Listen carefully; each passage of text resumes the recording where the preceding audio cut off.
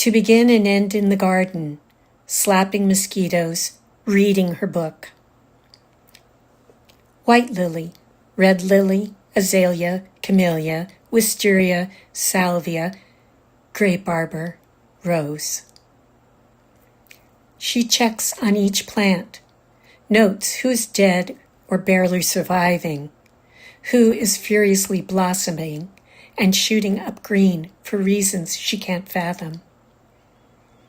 What if garden is a bed in straw, the steaming breath of animals, a fever dream, a scarlet river restless inside its reflected sky, a domed or tented place, an unnamed grief, or another negative space that hasn't arrived yet, is arriving, did not arrive.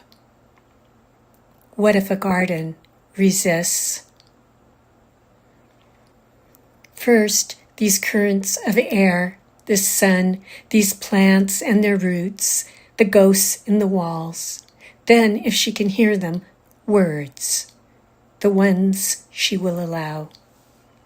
She kicks away the fallen leaves as if searching for something lost, and so losing it more completely. What would it be like to say irretrievably, or even more irretrievably, if she can bear it? She observes the gestures of her own hands, her walk and breath, listens to her own pulse and voice, the fascia sliding over her muscles, her tendons and nerves. How, without recourse to any sort of iconography, to form a picture? No, a perfectly formed human body. To hold in mind an owl's concentration on a mouse, the green bark of an olive tree, the insects living there, the insects that will bring it down. A voice rises, calling over the play of small children.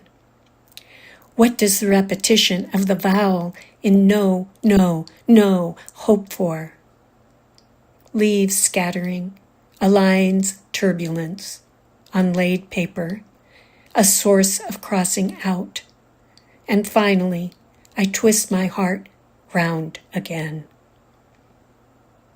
The sound of sanding and sawing, orange towels hanging from yellow clothespins, swan-like cyclamen blossoms.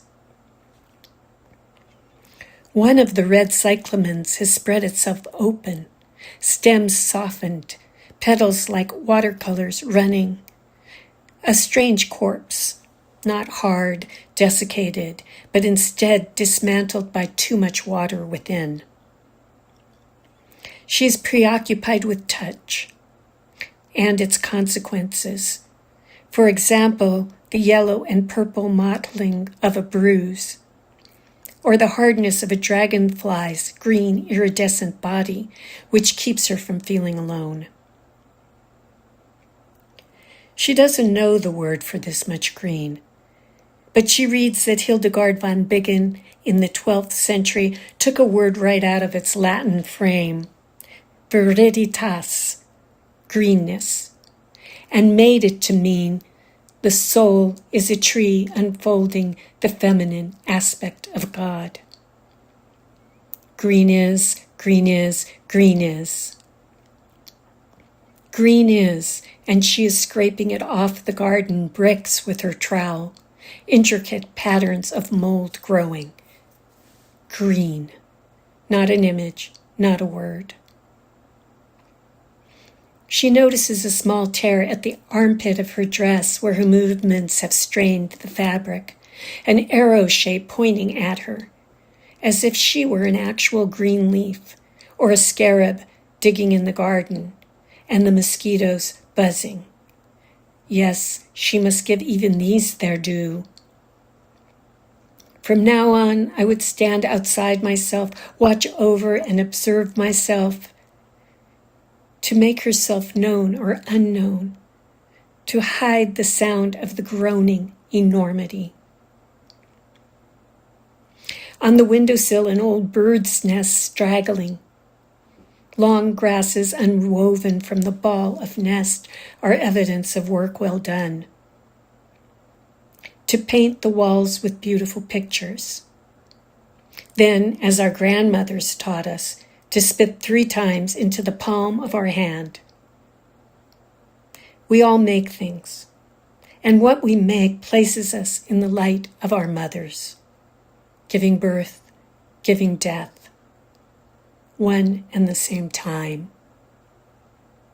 A spider weaves a web of holes, mapping a pattern of air.